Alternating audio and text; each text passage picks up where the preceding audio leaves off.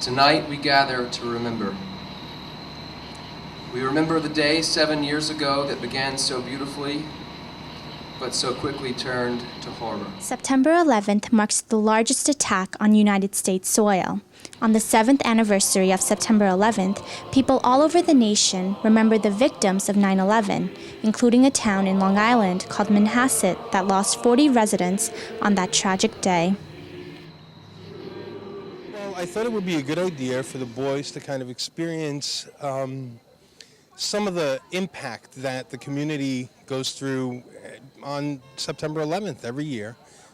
After 7 years since the terrorist attacks on 9/11, the town of Manhasset unites to commemorate the fallen heroes we've lost on that day. 7 years ago, I was in Birmingham, Alabama, getting ready for work and watching the Today Show, and that's how I heard. We're all one family.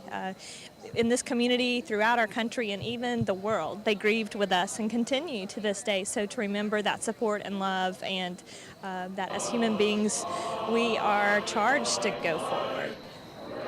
This year, Manhasset commemorated the 7th anniversary of September 11th. The Manhasset clergy held a memorial candlelight on Mary Jane Davis Park. During the ceremony, people read names of the loved ones they had lost. On September 11th, 2001, I had the honor of working as a police officer in Baltimore, Maryland. And here, 7 years later, I have the joy of serving as a pastor right down the road at Shelter Rock Church. Will we pray together now as we begin our evening? Although 9/11 was 7 years ago, people vividly remembered the day. Everyone came to talk about their experiences and the whirlwind of September 11th. I was actually in Manhattan on that day. I was at work. I was already at the office, and we were in Midtown.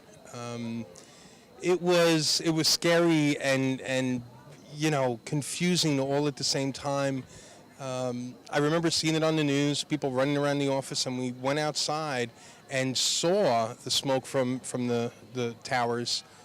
By that time, really, they had started evacuating Manhattan. They had shut down all the transit systems. And when we were walking across the 59th Street Bridge, me and a bunch of colleagues from work, we actually saw the smoke rise from when the towers fell. So it was pretty heart-wrenching, to just even think of what those people down there must have been going through. Some attendees of the memorial even came to talk about the little memory they had about 9/11. The scouts, all 12 years old, were only 5 when the 2 airplanes crashed into the Twin Towers. No matter how young they were, all were affected by that day. On 9/11, I was 5 and in kindergarten. My dad came up to the school to make sure everything was okay after the accident happened, and I don't know, we had nap time and everything, so I might have been sleeping or drawing or doodling or whatever. I was in kindergarten, and our teacher told us to go under the desk. She locked the door, put everything up on the window, and told us that it was a drill, but it was really the real thing. And all I remember is coming home and seeing all this TV stuff. It's pretty fuzzy. Neither shall they. People came to remember the losses of the day, but they also came to remember the bravery of those who fought and stood for the country. I do. I feel it. I think this community feels it. And, our prayers are with the community for people that were lost on 9/11. The memorial was a tribute to remember the victims of 9/11 who will be remembered for a long time to come. 2,974 people died on that day, and rebuilding the U.S. and its citizens will be another feat, says Officer Scott Garrigan.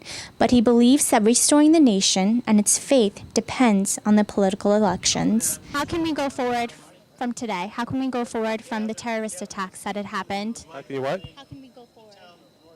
Well, we got to obviously vote for the right politicians that are going to do the right thing by us, and hopefully we will never have to endure this again in our lives.